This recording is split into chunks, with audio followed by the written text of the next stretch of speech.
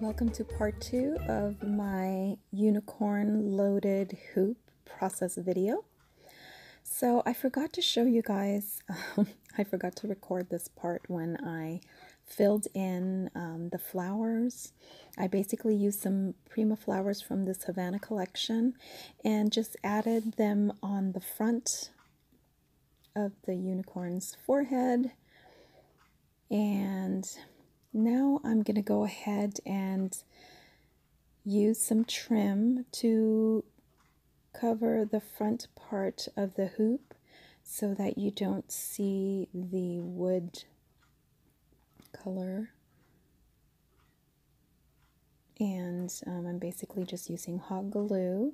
I just used this pretty white trim that it's like a braided trim, but it has a little bit of a stretch to it, so it was really easy to put around the front of the hoop. And it also has an iridescent finish to it also. I think there's a like very thin iridescent, not trim, but ribbon that's kind of weaved throughout the trim. So I just thought it was so pretty, and I don't remember where I got it. Most of my trims I get at either Joann's, Hobby Lobby, sometimes Michael's, and most likely I probably got it at Joann's, but I'm not too sure. So anyway, this trim fit perfectly around the hoop in the front, and also you're going to see later on I also added it to the side, half of the side of the hoop, and I just barely had enough, you guys, so I was super happy that it fit. And I was able to utilize this trim. I've had this for a while, so just using my stash, you guys. And there you go. So let's see what I do here next. I think I'm just cutting it, and I'm sorry I'm not quite in frame here. Like I said, I'd never had done a loaded hoop before, and so I was recording this, but at the same time I wanted to make sure that I was really gluing it perfectly on there, because this trim was just the perfect size for the front of the hoop. And yeah, and I'm so sorry that it didn't quite, I wasn't quite in frame, but I was basically just, you know, finishing up gluing the trim underneath the last flower there on the right side, and just making sure that that trim was nice and secure.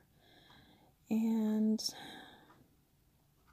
from here on, I think I was trying to figure out how to cover the seam between on the side there, because the headband was, you know, only comes down halfway on the side of the hoop, and you know, I didn't like that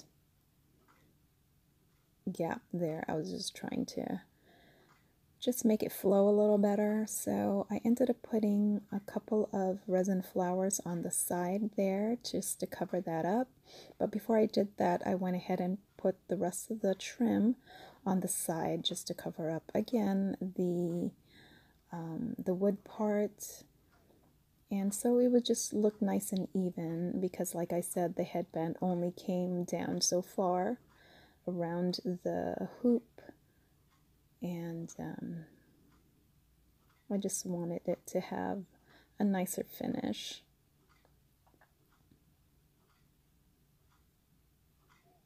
And since the metal part of the hoop is on the bottom, I do have to cut my trim here, and then continue putting the trim on the right lower part of the hoop. And the reason I left the metal part on the bottom is because I wanted to add a tail. That was my intention from the beginning. I had this idea of making a little tail on the bottom of the hoop, and you'll see later on that I ended up using some what is it called? Sorry, it's really early. Some yarn. Yes, I gathered up some yarn in the colors of, I was trying to match the paper. I basically took some mint colored, sorry guys, I can't think, early this morning, even though I've had my coffee already. But I took some mint colored yarn as well as a light pink colored yarn, and you're gonna see later on I cut strips of the yarn. Each piece of yarn was about, I want to say about 23 inches long, and I cut them in increments of 10 strips. So I had a bunch of pink colored yarn cut at 23 inches, and there was 10 of that, and then I did another set of 10, and then of the same, pink color, and then I cut another 10 in the mint green. So you're going to see that later on. I basically wanted to do that to group them into 10s because you'll see on the bottom of the hoop, that metal part has like 3 separate areas where I can put the yarn through, if that makes any sense. Okay, so I think I finished putting my trim down, and now I'm gonna go ahead and put the resin piece. Like I said, just, I don't know, I felt like it just went well on the side there so that you don't see that the end of the headband from the side. So I'm using, I guess I used Fabri-Tac to glue that down instead of my hot glue. I'm not sure why I did that, but I guess I thought maybe it was going to stay better since, the resin is a non-porous piece. So I thought that looked really cute, like earrings on the side. And here I'm just putting it down just to make sure that that Fabri-Tac really stayed on there. And on the back there, I just want to make sure that the felt piece of the unicorn headband was adhered down, because it looked like it was lifting. I just basically wanted to make sure it was nice and finished. So again, this glue gun made it so much easier because I can really get in between with the precision tip. And I didn't want to burn myself here, so I was using my bone folder just to get that felt nice and flat in the back.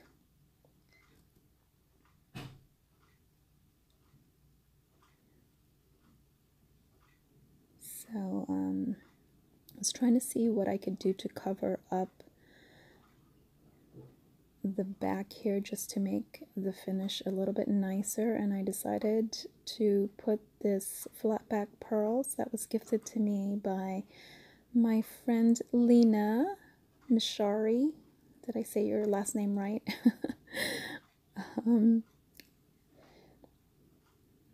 She has an Etsy shop called Milk Shop.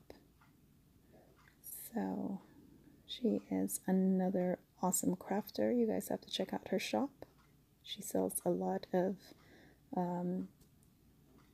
TNs and Midoris and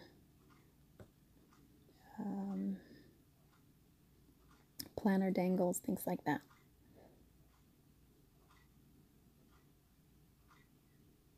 And I think that's it. I only put the pearl trim just on that top part, and I basically just cut it off. And now I am satisfied with the way it looks in the back. Of course, I'm going to have to put some kind of loop, but I ended up not. But Liz is a crafter, and she will figure out how she wants to, if she wants to hang this. She could always add a loop of trim or ribbon. So I guess I'm not finished here yet. I'm just adding a little bit more of the flat back pearls, just to make it even on both sides, I guess. So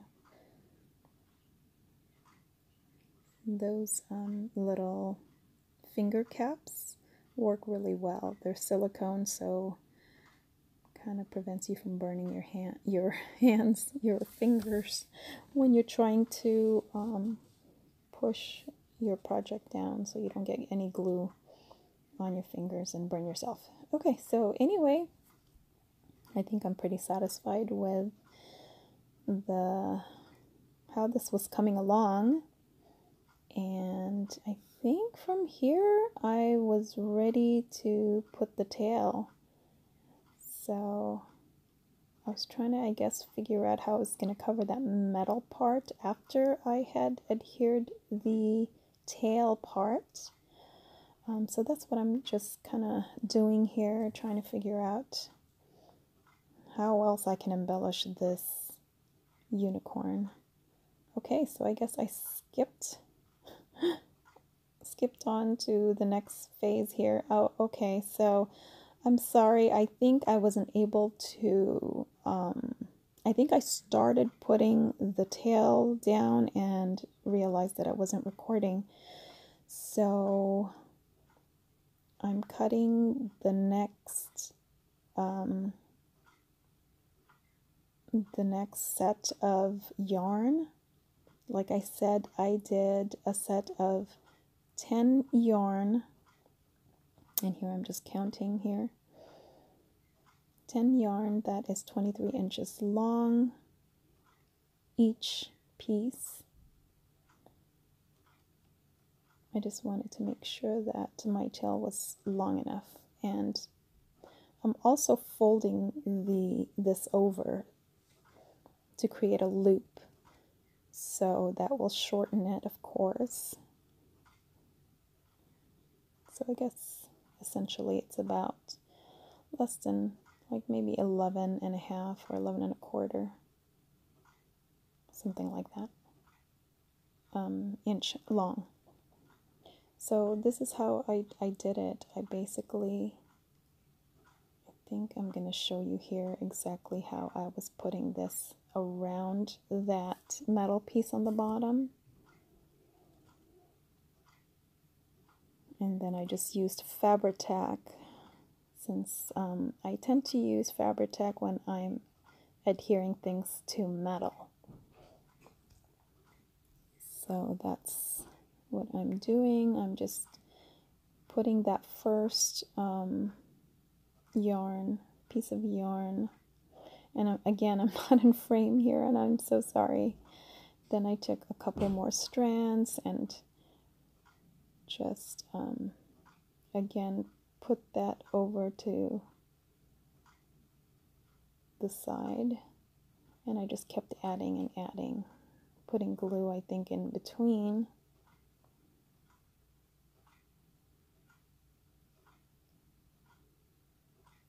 Just folding that yarn in half and then putting that loop that I create just through that metal piece.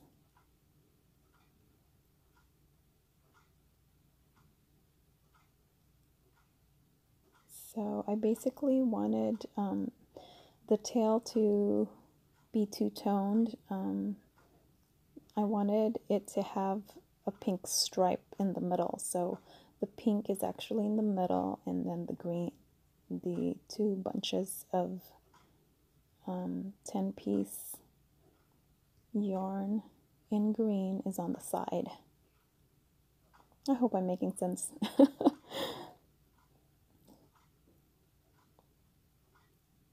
So I'm basically putting Fabri-Tac all around that metal piece and then just kind of wrapping that ribbon around it. And I used Fabri-Tac because I did not want to burn my fingers either as I was putting the yarn, because you do have to kind of press it down just to make sure that it stays on the metal part of the hoop.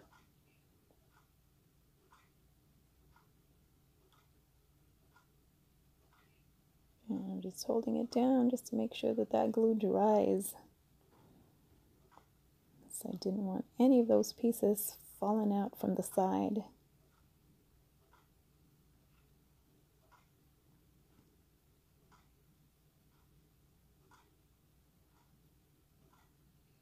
For the middle part there, I think I just put the yarn through, and then I didn't make a knot, but you know how when you're making a tutu, that's how I put the pink yarn through in the middle. It's kind of hard to explain, but I think you can kind of pretty much see. So now I'm gonna try to cover up the front there, the base of the yarn or tail. So I was trying to think of what to put there, and I decided to put a ribbon, a bow, one of these sequence bows from Ally that I think my friend Mimi had bought for me, because at that time I wasn't shopping on Ally. I still don't really shop on AliExpress. It's just my preference. I'd rather just go through Amazon. I've made a couple of purchases, but that's about it. And it takes a while to get to you, and I'm not that patient, so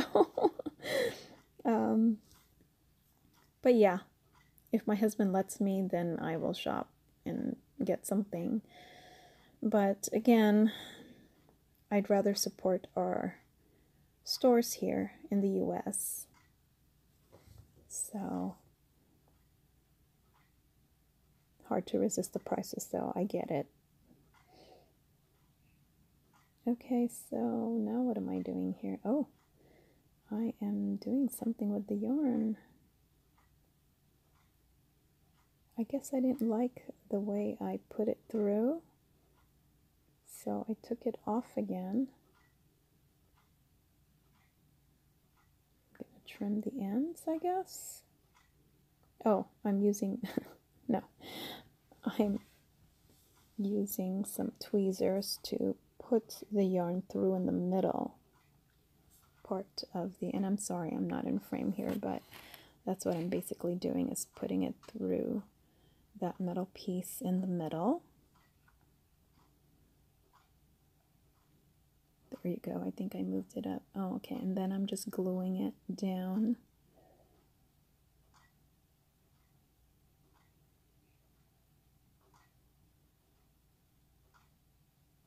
I think I just didn't like the way I placed it in the middle because it looked kind of bulky.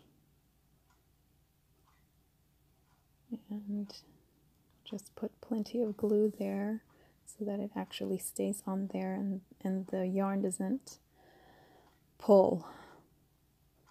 Okay, so that's what I did. Putting some more fabric tack on the back, just securing everything so that tail does not move.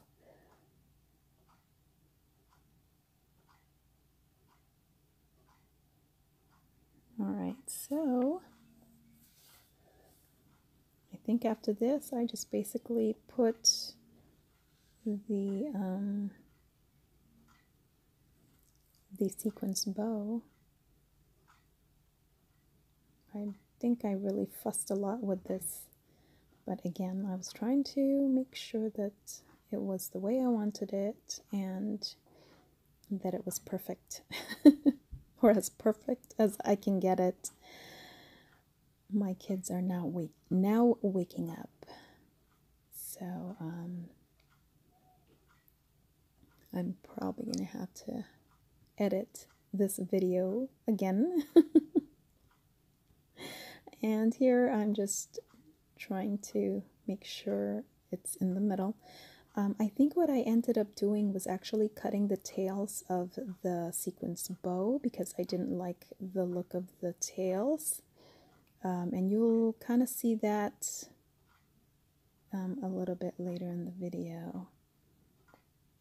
I actually ended up, so here, I think I decided I wanted to tie a yarn around, yeah, that's what I'm doing, around the, just to secure it some more, I guess.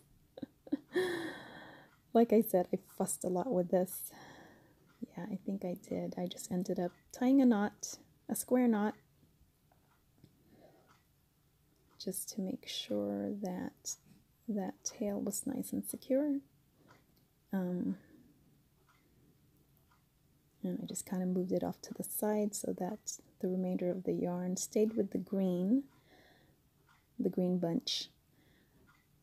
And then I couldn't figure out where to put that ribbon. I really needed to, I don't know, I just wanted it to look nice. So I really fussed with it. So in the end there, I think I'm finally putting the glue down.